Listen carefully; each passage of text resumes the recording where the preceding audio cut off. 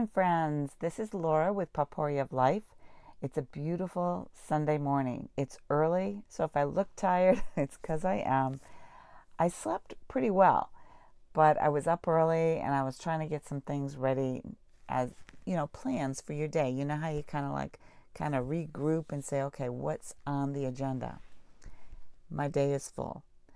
And before I went forward, because I have committed to my Sunday morning as a time of reflection, a time of giving God glory for my week and the glory for this upcoming week. And it's a time of reflection for me as to where I've been this week and the challenges I faced or the wonderfulness of the good things that have happened. It's been an interesting week on a variety of reasons. So I wanted to come in and start with, this week I had somebody reach out to me. Have any of you done the 23andMe genealogy? Well, I did a number of years ago. And of course, when I did it, it was about the time that I was diagnosed with Lyme disease. It was also after the passing of my mother-in-law. But I did it along with my father-in-law. We just did it because we were given the tests. He was given two, but my mother-in-law and him never did it. So he says, Laura, you want to do this? And I said, yeah, I'd be curious as to know, my health, because you see, my mom was adopted and she never wanted to know who her mother was. And I wasn't adopted, so I don't understand. But her theory was if my mother wanted to know me, she would have made herself available. And so there was a sense of bitterness, and I saw that in her as I grew, and I felt bad. And then as I became an adult, and then as a mom myself, there's been a piece missing. But considering that I did that during a time where my body was weak, maybe at the weakest it's been, I couldn't delve into it. And I got people back and forth. I found out where a lot of my nationality was. And I've got French, German, English, and I think there's a few others. But one of the ones that stuck out for me was my Native American heritage. And that's the only part of it that I'm really interested in, because originally when I did it, I was looking for answers in terms of, do I have cancer risks that I need to be aware of? Because you see, my mom had Huntington's disease, and it's a terrible disease, and I think I may have shared it before. But I wanted to know if there was cancer, because once she got going with the Huntington's disease and once she got into the hospital, and that was their focus, and yet she had asthma and I think she had diabetes too. Some of these things are a result of diet. But I wanted to know how strong cancer was in our family. Well, they didn't do the cancers, and I talked to my oldest brother about this, and he goes, I think she had some cancer of cervical cancer based on some symptoms she had. And I said, well, due to my surgery I had, I said I won't have to worry about that. But still, it just does make you wonder, did she have breast cancer? Did she have any of that? Because that's the key element in terms of what doctors look at when they start, checking. But so far, I've been clear, and one of the things my physician told me was, you really don't have the same concerns as other people because of your lifestyle. That was a compliment. And it wasn't something to kind of say I'm better than anybody else, because that's not how I feel. I don't feel like I'm better than anybody. But it still made me wonder. So I never asked my grandmother, because my granny would have been able to tell me more, but I may have shared in the past or just simply with my husband. you don't ask your grandparents, at least my generation of upbringing and stuff, there was some things that were quiet. So I kind of just let it go. My granny passed, my granddad passed years prior, and then my mother passed, and I just felt like there was still something missing, and I don't know what it is. But my brother has been doing Ancestry.com, and he's learned a lot of stuff. My oldest brother was adopted by my father, but he and I share the same mom. So his goal and his desire was to see what he could find out more about him, because he didn't know who his biological dad was. And he was blessed. All that work that he poured into it, he met his dad, he met his sibling, he met his family. And this has brought him much joy, because he feels well-rounded and completed. But he shared with me over this past week, there's still a missing link. Now, I bring this up because out of nowhere, I got an email to my sewing email, which didn't make sense because that's not where my 23andMe email goes to. And I'm shutting that down. So I don't know why she reached out there, unless her research led her to find my sewing business. And so she reached out and she goes, I think we're first cousins. And it kind of intrigued me. And it still does, because it'd be kind of neat to know other cousins and other people that I'm related to. But when I finally got on the phone with her and I talked with her and I told her, I said, I did that to find out more about my health. That was my main focus, to find out what in my background would be relevant to my health now. And I said, and I know about my mother's Huntington's, and, I know about brothers who have diabetes. I know a few of these things. And I said, I've taken good care of my health, and I don't worry about that anymore.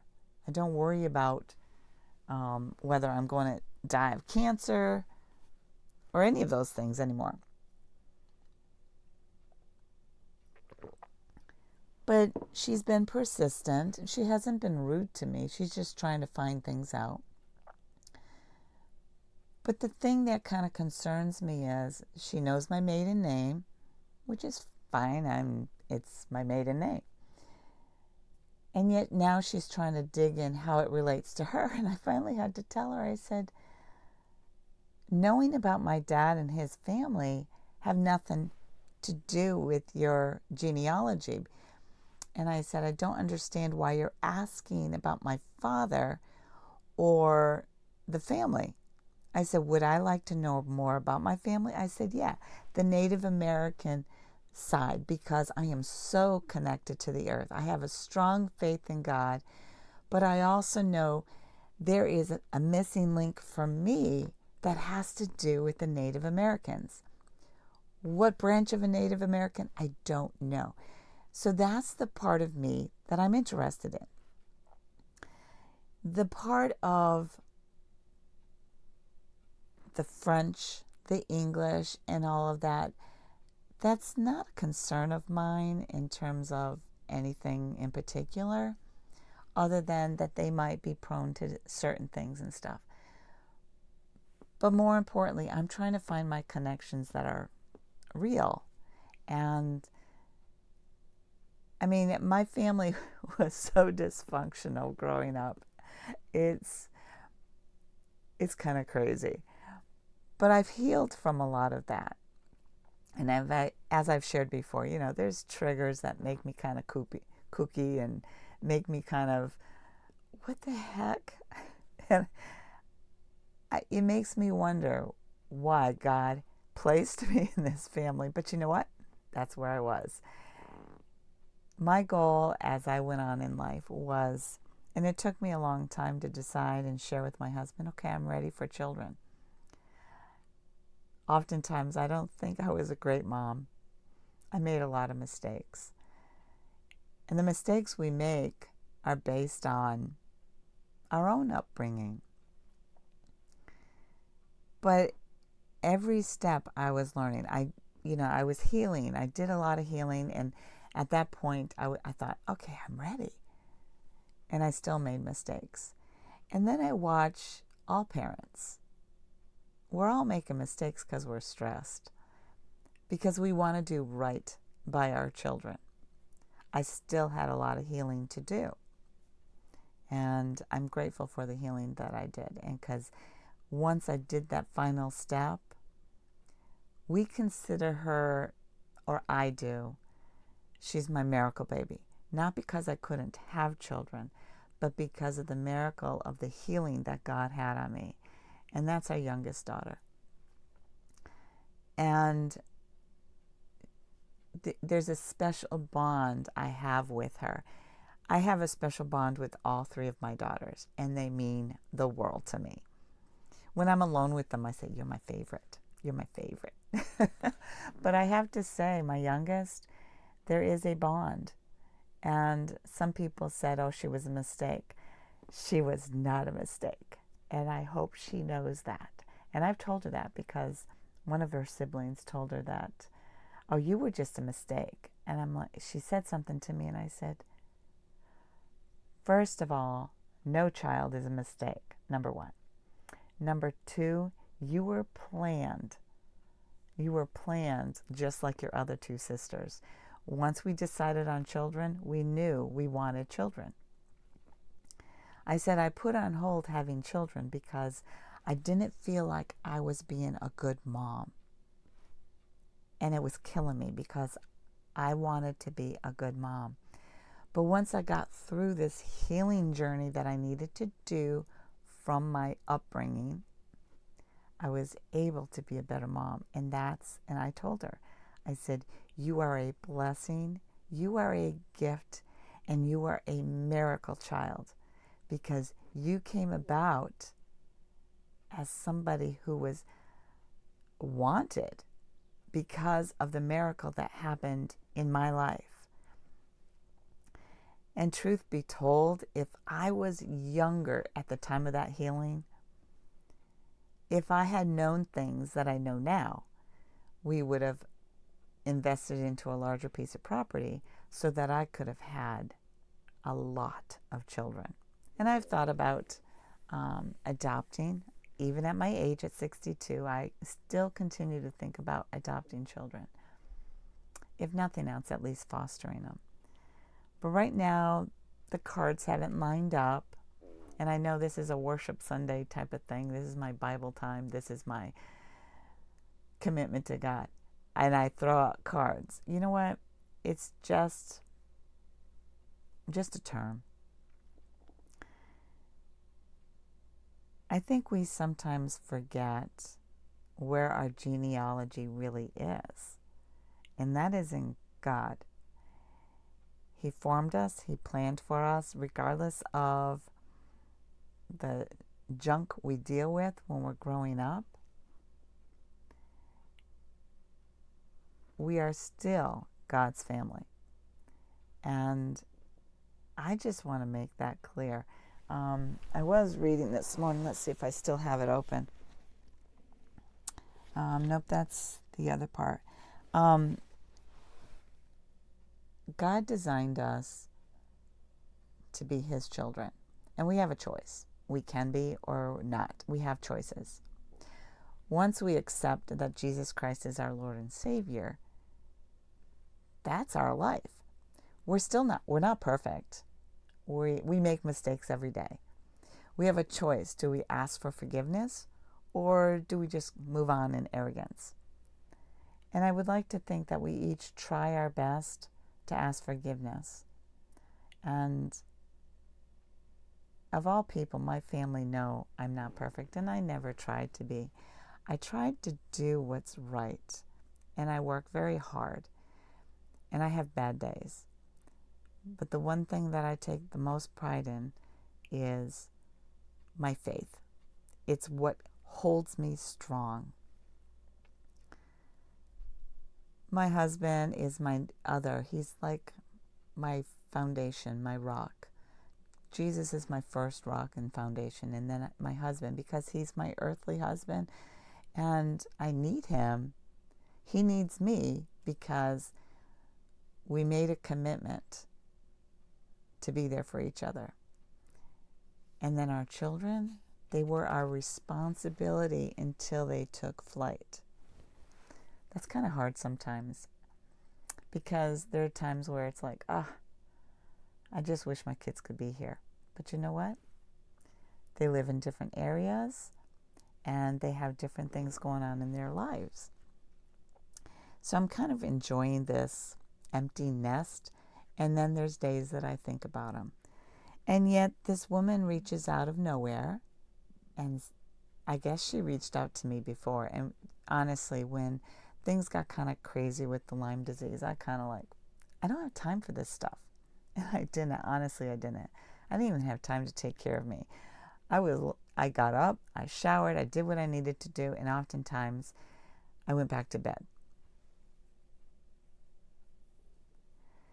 So as she approached me, I got excited because I'm like, oh, a cousin. And I have some really great cousins on my father's side, but I don't know enough about my father's side because of how life happened. My mother and my father, when they divorced, it was horrible, and I won't go into it right here. But one of the things that comes out, and only one brother now does it the most, he says, you need to honor Dad. And I said, what are you talking about? I don't say anything bad about him in terms of putting him down. I never embarrass him in public. And I mean, at my mother's funeral, he was there. And he made the comment. I mean, he was complimenting me on my looks and how well I took care of myself, okay? I knew that. But he took credit for it and said,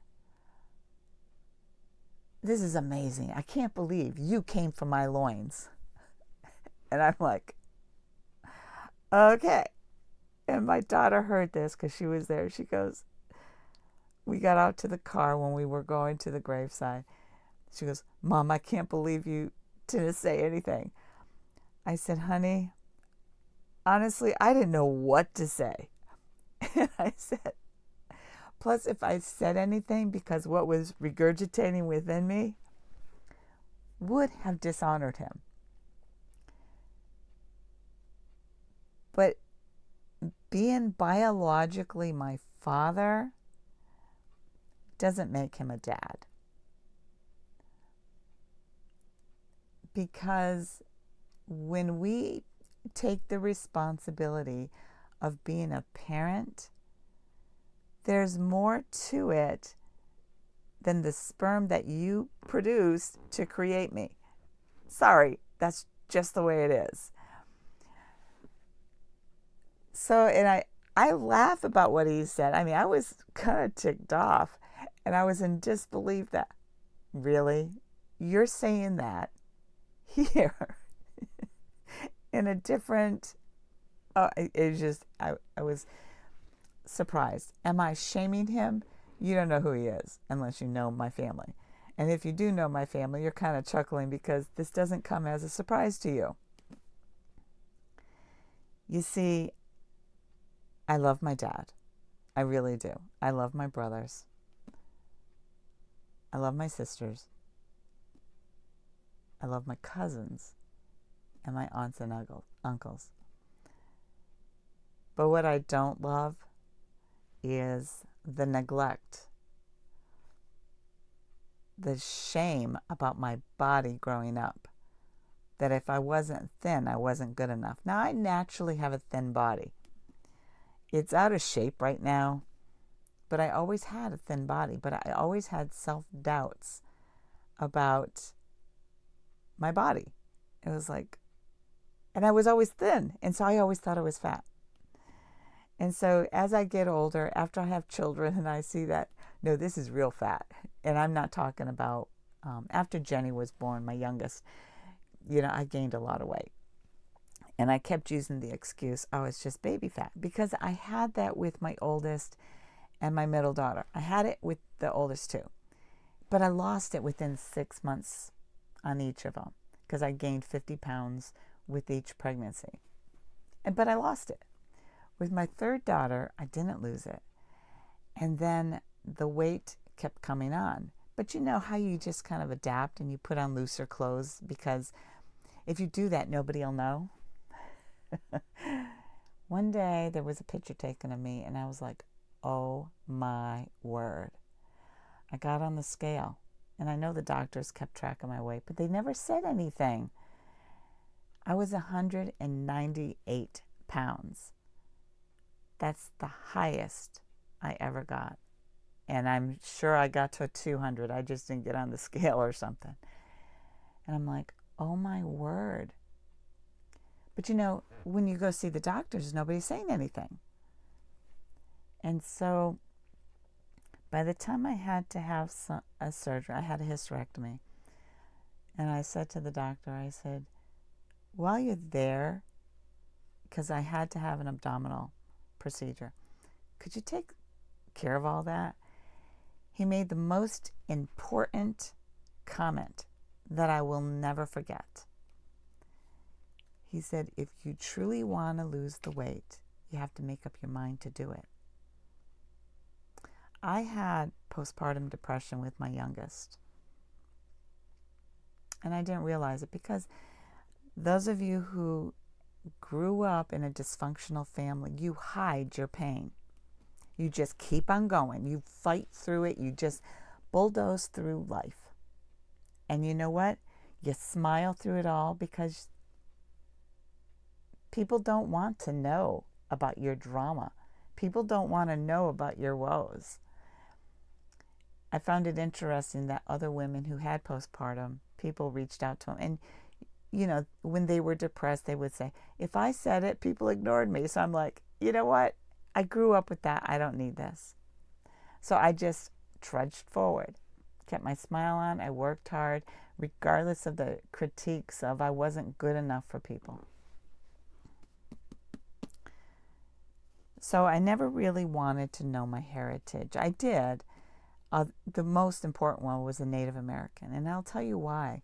Because as I learned about myself, as I do the herbs, all these things that I have been doing for a number of years, that's the connection I want. Because Native Americans understand the healing that comes from our plants and the herbs.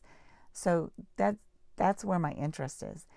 And not only that, I mean, Native Americans, they do have a Christian value, because the English, my other heritage, forced it upon them.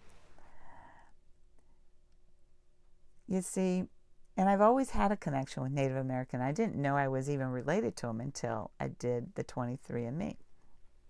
Right now, I want to do Ancestry.com, and I haven't looked into the price elements of it and all, so that maybe I will find more.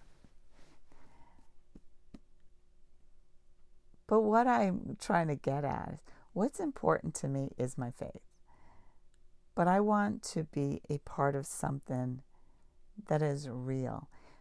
The reason that I can connect with people that don't believe in God, they don't believe in our Christianity, and I understand it, because in our culture, we force it. Now, I went to another church, and I got onto their evangelical group, because I do believe that our job is to share the gospel with others. I honestly do. But I don't believe it's meant to force it down people's throats to the point where they just kind of like, I'm out of here. You see, God said to be an example. We're not supposed to shove it down people's throats. So our English heritage came along, and I'm part of it, and said, this is the way you got to be. We took a lot from the Indians. And I call them Indians. They're just Native Americans, however you want to be labeled. To me, I think we've gotten away from the value that people are human. They were American Indians. I'm proud of that heritage. I just want to know where it is in the lineage of where I connect. But when people say I'm not a Christian, and I'm not talking about the Native American Indians, I'm talking about everybody in general. They've come across what's gone on is either they were not brought up in it to understand it, or they just got tired of the forced nature. You see, our Christian faith, this is my viewpoint, and maybe some of my friends or those I've gone to church with, even my siblings, may say, that's not right, Laura. God knows my heart, number one. I'm not ashamed of my faith. I'm not ashamed of this Bible either. This Bible, I have a number of them, and I believe this is the one that, nope, I think this one's mine. I have one that was given to me that was my mother's. Nope, this is one David got me.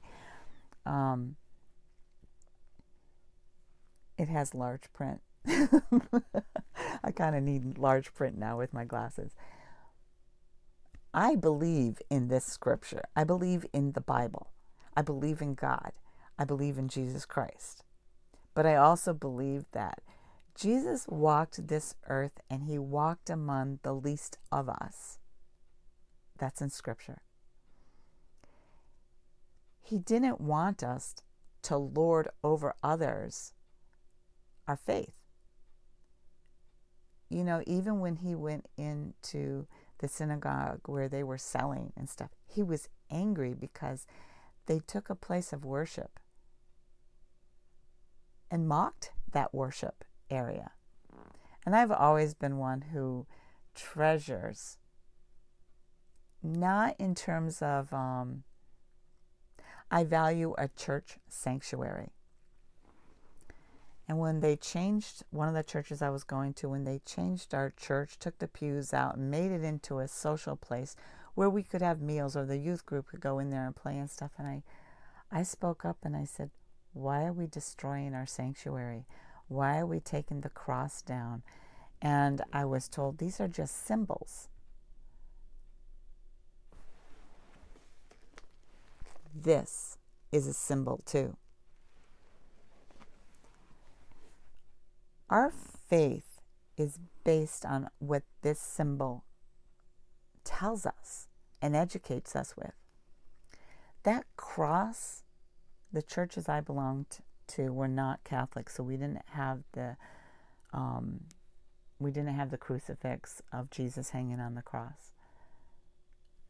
When I went to church, when I sang or when I prayed, I would look up at the cross. I didn't look at the cross as a symbol. I looked at the cross because the cross was elevated, and I was able to look up and pray to God. It gave me a place of focus. So when they took that down, they took my focus away. Now, no, I adapted. Instead, they put up big screens and big words for worship music. And don't get me wrong, I do like worship music. I miss the hymns that had meaning.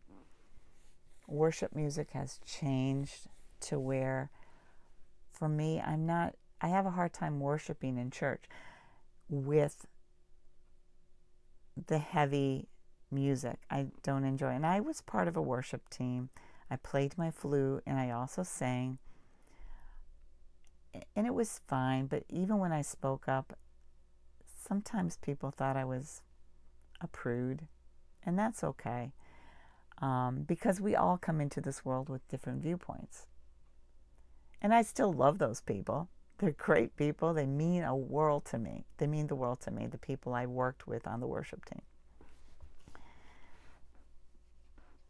I guess what I'm trying to get at is we are all related through God.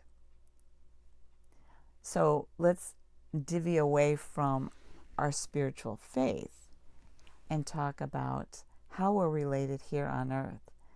I think if we all stepped back, we would find that we're all related to one another some way, somehow, down the lineage, if we go through our Ancestry.com or 23andMe. And I actually do want to do Ancestry.com now, because talking to my brother who's done a lot, he understands where I'm coming from. I just want to understand.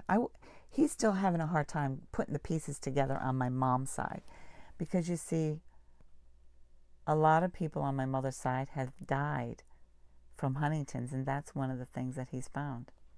It's a horrible disease. And the disease spread out. Why I don't have Huntington's, why I don't have the gene that could pass it on to my children, that was a gift from God. Before I did my studies to be an LNA, I had some issues. I didn't know it was Lyme disease, but I had some things. So I said, okay, I got to rule this out, because I didn't want to have tremors and accidentally hit a patient. I didn't want to do something that would hurt people. And my mother was a mean lady. She was horrible. And I'm just like, I don't want that to come out if that's what I have. So to protect future patients, I made the decision to have the test done. I had it done up in Lebanon, New Hampshire, at a hospital I actually use right now for some care. And when you go for a Huntington's disease test, you go in. It's very anxiety ridden. It's horrible. And so you go in and you talk to the person, and we had a wonderful person. And so she says, okay, we'll do this. And I didn't want it on my medical record. And later they did put it on my medical record there. And I still have the report. But she says, okay, it's going to take a while. I forgot how long it took. I can go back in my notes. I'm not going to. It was nerve-wracking. And so I asked our church to pray for my nerves and stuff, because I wanted to know. I wanted to go and do my LNA training with a clear conscience that I was going to be able to do this honoring God without the fear of hurting another human being. So they don't call you up and say everything's clear. Nope, that's one test that they bring you in. Normally, if you get a negative result on some lab work, they'll call you, or they used to call you. They don't call you for nothing anymore. They want you to have another visit. That was snarky. That's who I am. And that part of my life is just the way medicine has changed has really been hurting my heart. So we had to make the trip up there. And my husband had to come with me. I'm like, I don't want him to know. So we went up there. And the good news was she went down, because Huntington's disease, you can get it full-fledged. You're going to get it around 35, 40 years old. Sometimes earlier, sometimes not, sometimes later. You can get it where you can pass it on. There's a good chance that you're going to pass it on. Sometimes your children, there's a 50-50 chance your children will get it. And then there's a chance that it'll skip a generation, but you'll pass it on in that second generation. And sometimes you get it that you don't have it, and you're not going to pass it on. That was my answer. I didn't have the gene, and my girls did not have to worry about it. And my kids my oldest was in college, and my middle one was in high school. My youngest was in middle school, I believe. And so when I told them, they were like, thank goodness. I mean, I was feeling bad because I didn't know. And it's a disease you kind of want to know, because it can affect your life in ways that's unimaginable. And there's probably people in this world that have Huntington's, and you think they're mean, bitter people. They may have that disease and not even know it. Now, I got tested, and my half-sister got tested. She is the daughter of my stepfather. And sadly, she has Huntington's disease. And my brothers have not been tested. And I wish they would. But, that's part of life. I mean, my brothers are in my age group. And by now, they should know if they have Huntington's or not. Because, I'm 62. My youngest brother, my brother that's under me, should know. And I have a younger brother that's my half-brother who is 52. I think he would be showing signs by now. My sister was showing signs. And she definitely is. And the last time I saw her at my mother's funeral, I asked her, I said, "So how you doing? Do you have any symptoms and stuff?"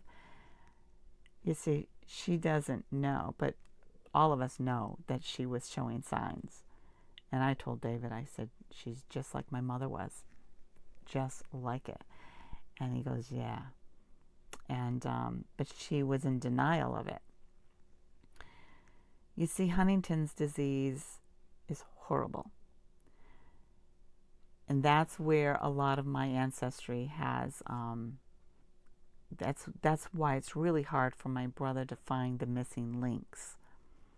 And this is why this woman who says that she's my first cousin, which could very well be. I'm actually kind of excited. I might have another cousin out there. But I want to do that Ancestry.com and see what comes up on my side. And I'm actually hoping to find out what happens on my father's side, because I don't know what's going on over there. And we have some interesting traits in our family. And I won't go into it here because it's not my place. It's not my story to share. But I'll only share what's relevant to me. So even though I had the most bizarre upbringing, it was so dysfunctional. And I'm smiling not because it was fun. It was a horrible life that I don't wish upon anybody. The divorce was horrible. How I was disrespected by my dad. And he might hear this if my brothers ask him to listen to it. I always felt like because I was a girl, I was not worth anything to him. When I asked him for a car, to help me get a car, because he worked on cars all the time. He wasn't a car dealer or anything. I asked him to help me get a car and help me get it fixed up so I could have a car of my own. I wasn't a boy, so I didn't deserve a car. You know who helped me get my license? My husband. That's right. My husband did, because he knew the value of a woman needing to be able to drive a car. And when I lived with my dad for about 9 months when I left my mother, because the stuff that was going on at my mom's house was just, I couldn't take it anymore. And I felt bad leaving because I had a half-brother and a half-sister who I adored. And so I never got to build those relationships, and they mattered to me. And they lived an interesting childhood that I don't have the privy to. I know a little bit, but not enough. And I can only share my story. But the things that I encountered to live at my home with my mother and my stepfather, the various abuses that I dealt with, no one on this planet should have to go through. So why do I want to know a little bit more? Well, there's nothing I can do about my past. My stepfather has no impact on my children because he's now gone. My mother has no impact on my children. My dad does, but you want to know something? The impact that he left, and he's still alive. My kids said, "Hey, he doesn't care about us. He never reaches out." and they know how much I've reached out to him. One time my brother said to me, one of my brothers, they said, Dad's upset because you never send him a birthday card. I said, what are you talking about? And they said, he's upset that you don't send him a Father's Day card, you don't send him a birthday card. I said, I used to. And they said, why don't you do it now? I said, because he's not my dad. Now, I know those words would hurt my dad. I don't say them to hurt his feelings. They said that you need to honor your father. I said, I honor him without disrespecting him. But I said, in the Bible, it says we need to honor our children. And I don't know if I have it highlighted here. It's not just us as parents, but also as children. Let's see if I can quickly find it. I'm not sure if it's here. I thought I had it.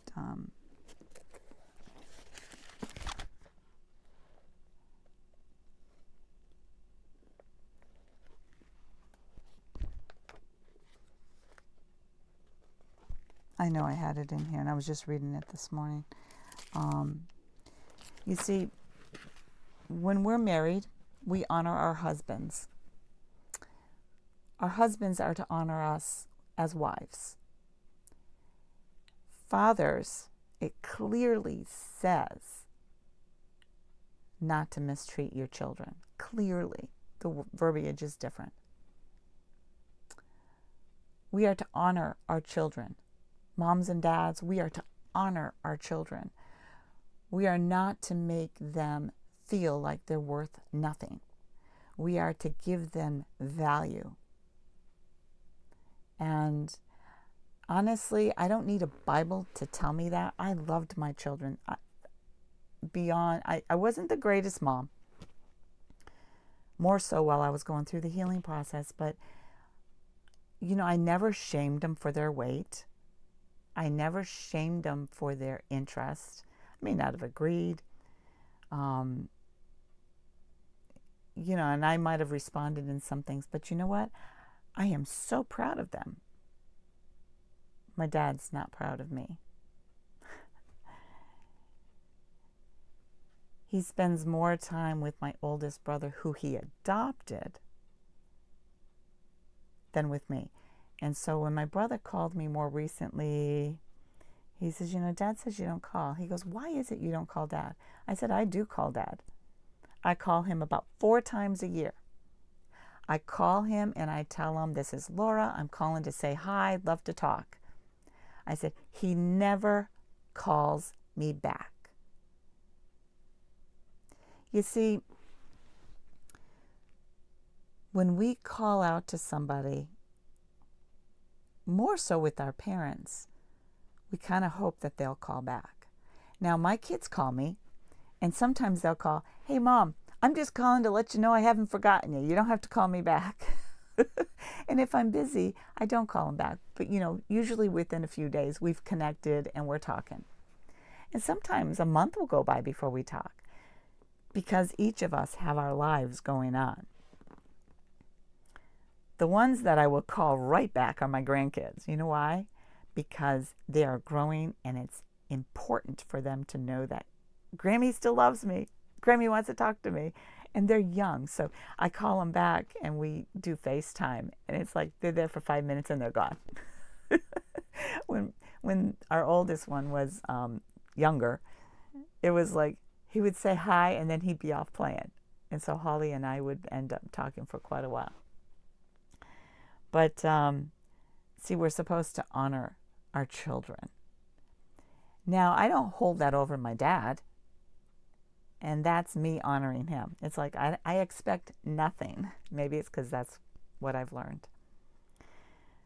But as our world changes, as we prepare our homes, take care of our homes, take care of our families, we also need to take care of our bodies and our relationships with others. Do you know what I've discovered in this world? Nobody wants to do this. And one of the venues in life that I frequent and I'm slowly getting out of is our healthcare system, because that's deteriorating as well. We need those people to care for, and we now have a healthcare system that doesn't show love anymore. Now, I'm talking about compassion. And it wasn't that long ago you could call and talk to the nurse or talk to your doctor, when it was appropriate, and they didn't have a problem reaching back to you to explain something. Now they don't. Everything's recorded. That's cold. I can't talk in confidence. They don't call back unless you set up an appointment so they can charge you. You get different answers. Everything is so cut and dry. It's not even professional anymore.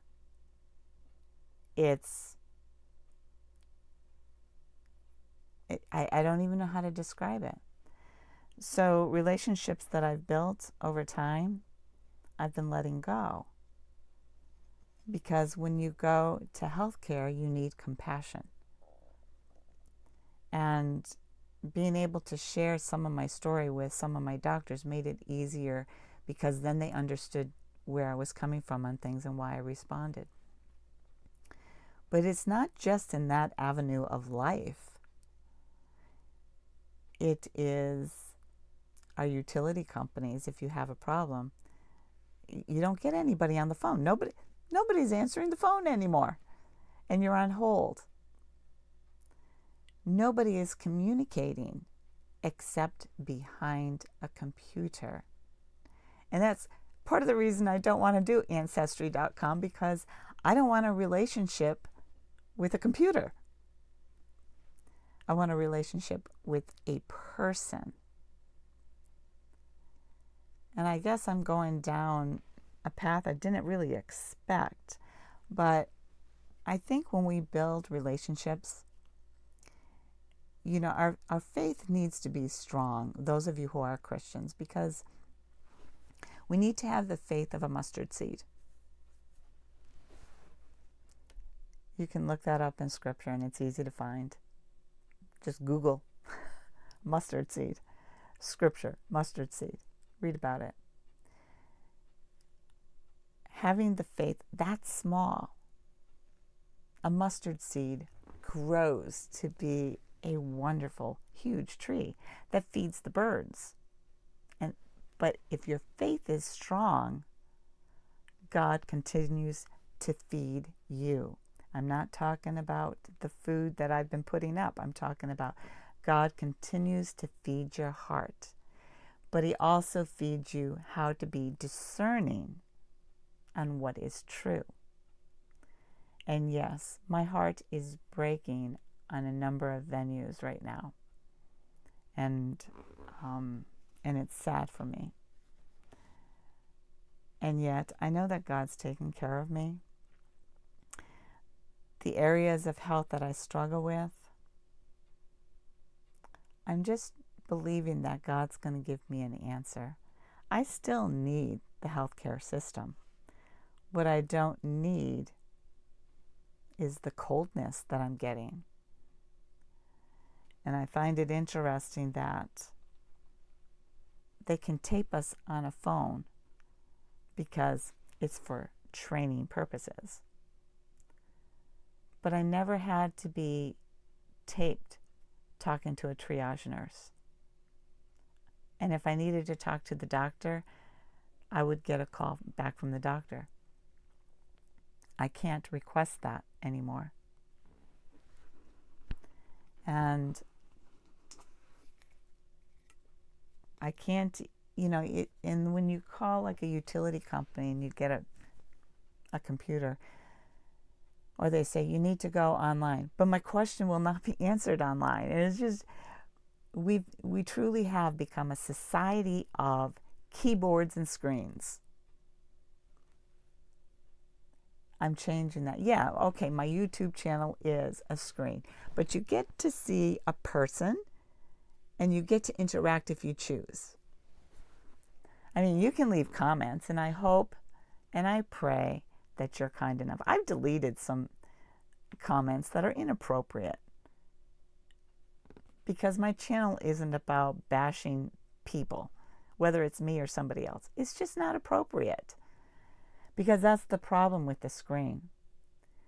We hide behind it. We can say things under our breath. We can, and the other person doesn't know. But your personality comes through in how you say things. Yesterday and I'm not on Facebook very much, there was an incident. There was a shooting in our town.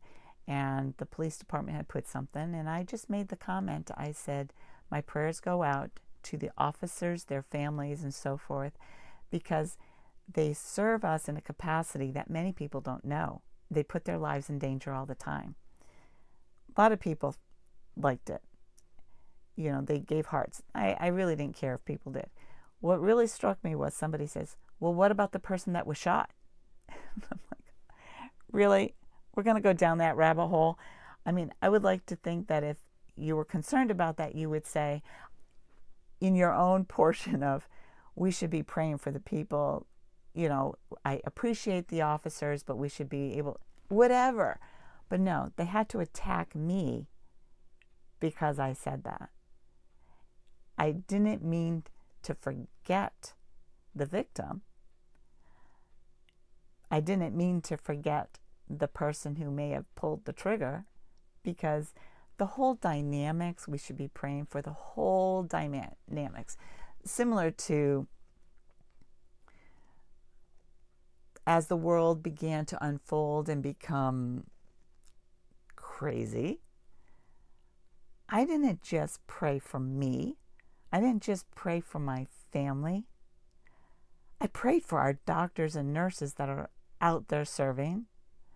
I prayed for our police department. I prayed for everybody, even those who got ill and those who did not. But you know, when you were behind a screen, we make assumptions. And I read it, and the fighter in me, you know, just like the snarky person in me wanted to write back and say something. And I thought about it, and I decided no. Because I don't need to contribute to that type of dialogue, the negative dialogue that was there. And I think that's why there's a lot of distance when I was growing up. There was a lot of abuse. In our culture now, when we hide behind a screen, we really don't know the heart of the person behind the screen. We make assumptions. And so had that person knew who I was, they would know my heart. And they didn't. And do you see how our world has changed? Where we're more into hurting each other, being self-righteous. I'm not innocent, because sometimes snarkyism is that.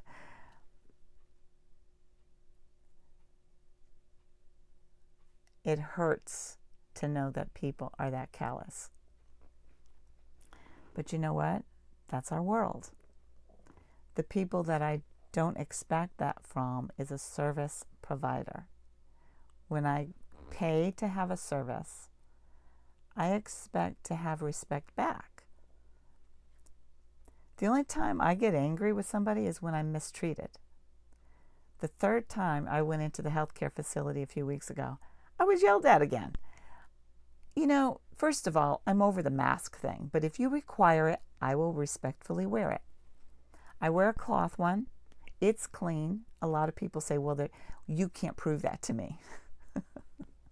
Well, let me tell you, I saw people carrying their mask, taking it off their windshield, their rearview mirror, and bringing it in. So you tell me, Are they washing their mask? Mine comes home and I wash it. Then I put it in a clean bag. But they can't be sure because that's how I spread the virus.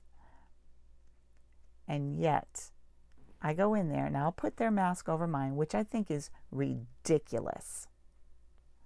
And if you're in healthcare, I'm sorry if this offends you. That's ridiculous. You are forcing people to wear a mask over their mask. And yet you'll wear your mask all day long, seeing multiple people. Okay, I just got angry.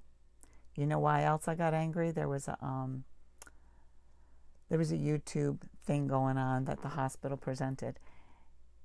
And these two leaders were sitting there talking to each other without a mask. And yet they require everybody to wear a mask walking into that facility. Do I think it's appropriate?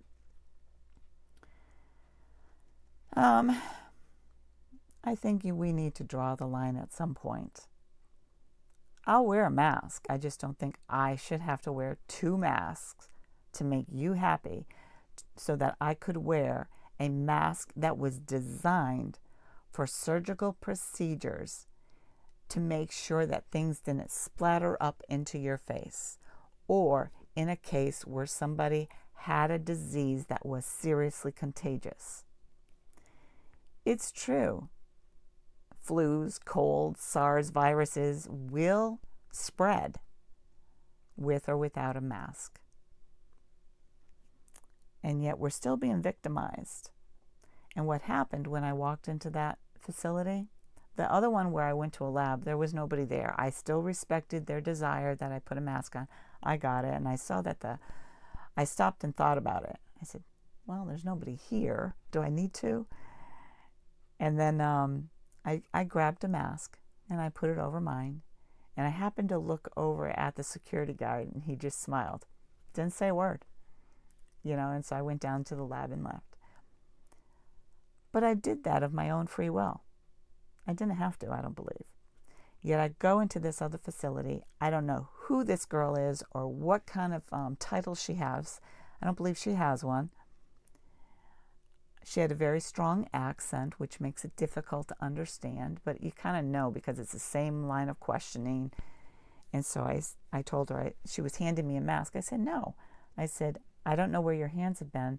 And she goes, I've been putting hand sanitizer on. I said, that may be, but you didn't just use hand sanitizer. So I went to grab a mask out of the box. She slapped my hand. You can't have one of those. And I said, excuse me? She says, you have to have one from over there. So somebody else's hands were putting them in. Do you understand the craziness of this? We should not be taking masks out of a box with our hands and putting them into another container for people to be taken out of. I did a lot of stuff. When I did my surgical tech training, there was a lot of things that we were taught, and our hands were slapped when we did something wrong. And we laughed about it because what they were teaching us was sterile technique. Heavens to Betsy, I don't see people using hand sanitizer at the hospital. Sorry, I just don't. I don't see people washing their hands. All I see is we're all wearing masks. And so everything is changed. But we sit behind computers and it's okay. So where am I going with all of this? It's Sunday morning. I want to give God thanks for that somebody reached out to me and said, I think I'm your first cousin. And maybe I will do Ancestry.com. I don't know. I have to find out the cost and stuff like that. But more importantly, I appreciate my family. And I know I shared some things that were very hurtful for me. They're hard to share. And I didn't show you all the details. If you hear it grumbling, that's my stomach. Apparently I'm hungry and I don't know what the microphone's going to be picking up. The healing I've done allows me to love unconditionally. I love those who have taken care of me, and I still love them. I don't like how they're forced to treat patients, or maybe they just decided that they're done with me. I'm that type of person. If you don't like me, say something. It's like, I'll leave you alone. I don't care. I don't want to be a part of something. But I don't want care from somebody who doesn't care about me. You see, when I did LNA work, I cared enough about patients that I didn't even know to make sure I didn't have a disease that could ultimately affect them. I care. I care about people. And you may not believe that. You may think that I'm making this up. And you have every right to believe that. What I don't care about is unkind people. And I told my husband's been telling me, just leave, for 2 years now. I said, I need this care. Until I can get it under control, I need this support.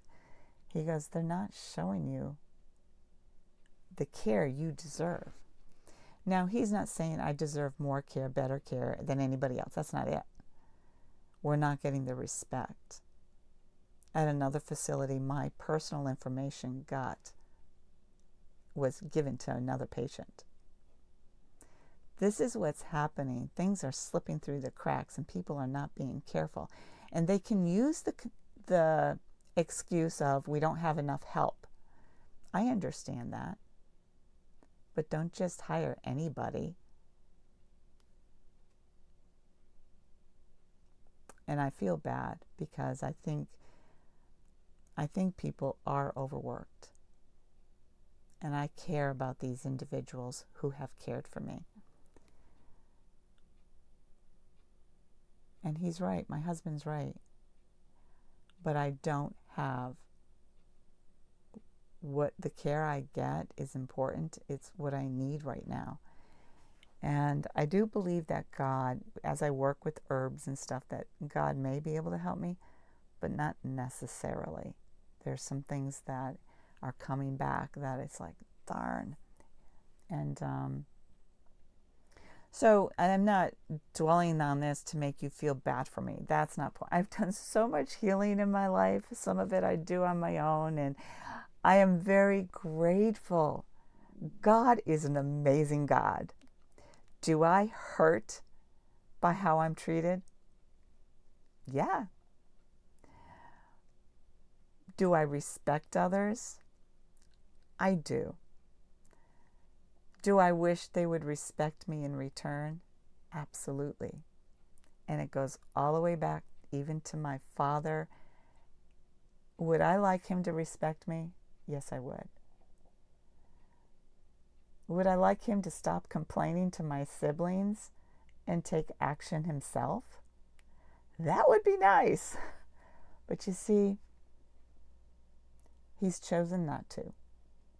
And that's his choice. I still love him. It's no different to me, even though it's different dynamics. When my husband ticks me off, I get mad at him. I never stop loving him. I never go to bed without telling him I love him.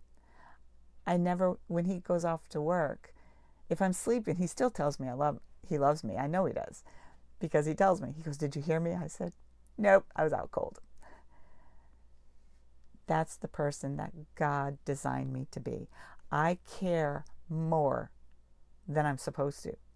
I can keep my professional. When I worked in the hospital, I never discussed my personal life with people because I was there to work. I didn't, even when the physicians came through and they asked me something, I would just keep it very brief. Yeah, I'm fine. And then I'd go to my appointment and I'd talk to them, because you know something? That's where it needs to be.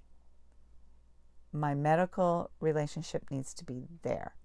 And if personal stuff comes up, that's fine. But in the work element, it's separate. And then in my personal life, it is separate, because I can keep all three relationships with one person that way. But most people can't. But I love people unconditionally. Once I understand that there is a connection, somebody is like, I care too much. And I have a hard time believing that they're behaving based on a system. But, when when my dad treats me the way he does,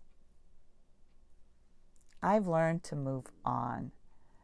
I've learned to realize that, okay, it's just a Christmas card every year. That's all he expects. That's what he gets. That's what he gets. And he sends me a Christmas card. That's it. That's the most he does for me. For suppliers, that's all I get. I wait 20 to 30 minutes to get through. The insurance companies, I've given up on them. I'm talking health insurance. Medical, it's going downhill, folks. And I'm not saying that to be mean. But if we can't get back the care that was once there, and I realize young people may not realize what they're missing.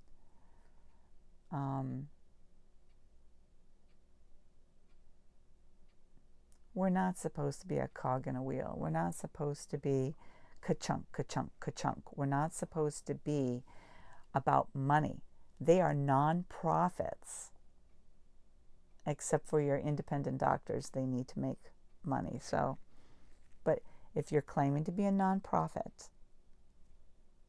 the CEO shouldn't be making multiple six-figure incomes. That's my opinion. Who am I to say, right? I think it's become a very greedy thing, and I'm going because I need the healthcare. I cannot say that any clearer than that. I'd like to believe people still value the oaths that they took, whether as a nurse or a physician, even as an LNA. You go into that not for the money. By the way, LNAs make nothing. But I loved that job. I even liked being a surgical tech. I really did. Training was a bear. People were mean. And then because of Lyme, I couldn't stay with it for very long. But that being said, I don't care what has happened negative in my week this week. I'm grateful that there's a potential of a cousin in my life. I'm grateful for the conversations I've had with my older brother. And more importantly, I have been blessed with a good husband. Not perfect, but I have a great husband who supports me, and I have wonderful daughters. We don't talk every day, but we know that without a doubt, if we need to talk to each other, we just pick up the phone and call.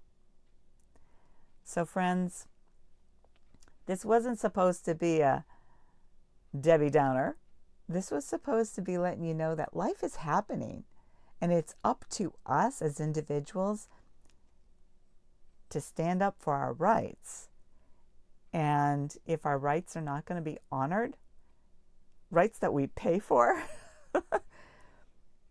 we need to make decisions. Maybe tough decisions. But more importantly, as you go about your day, as you spend time with family, as they go and they do something that drives you crazy, take time to reflect and say, I still love that little one. Or, he's nuts. Hope he gets his act figured out. Whatever it is, no matter what's going on in your life, pray for those people who are affecting you in a negative way. Because in some cases, they may not even know they're doing that. But pray for them. Pray for your own heart that you don't become bitter. Let your heart be understanding. You don't have to accept it, by the way. But you can be understanding. And you can be compassionate in return. So, as a consumer of utilities, you have a right to expect good service. Anything you go for. In healthcare, you have a right for compassionate care. And I can't express that more. In your marriage, you should expect and you should give equally love, joy, warmth, unconditional love with doing whatever you can for each other without a selfish motive. People, we're here on earth together. If somebody falls down, be the one who picks them up. You don't walk away and pray. Be the one who picks them up, then go and pray about it. And you don't have to tell the world about it either. Just do what is right. Well, oh golly, I did another long Sunday. And I will be back later with, because I want to make that bread, and I've got the peaches to preserve. So I wanted to come on early because so much is going through my mind. And I'm actually in a good way. I'm actually in a very good way, even though my heart has been hurt. I told my husband, I said, you know something? My heart is still full of joy. No matter how much they hurt me, I am still full of joy.